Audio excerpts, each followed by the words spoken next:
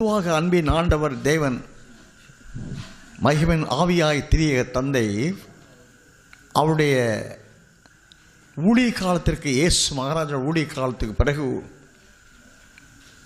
மனுக்குலத்தின் மத்தியிலே மீட்பையும் மீட்கப்பட்டவருடைய ஐக்கியம் என்ற சபையை பூர்ண மகிமையின் மணவாட்டி சபையாக ஆயத்தப்படுத்துவதற்கு அவர் உபதேசங்களை வைத்தார், ஊழியர்களை ஏற்படுத்தினார். To prepare the congregation of saints as the perfect bride, the Lord has ordained the doctrines in the local church. அதற்காக அருமை ஆண்டவர் என் பின்னே வாருங்கள் என்று அழைத்தார்.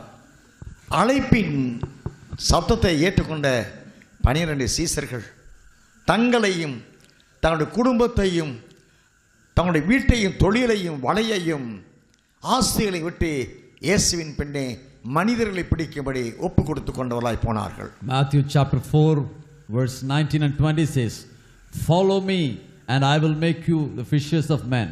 They immediately left their nets and followed them. The disciples who were called by the Lord were ready to leave their nets, their business, their family, and all the things, and just ready to follow Jesus.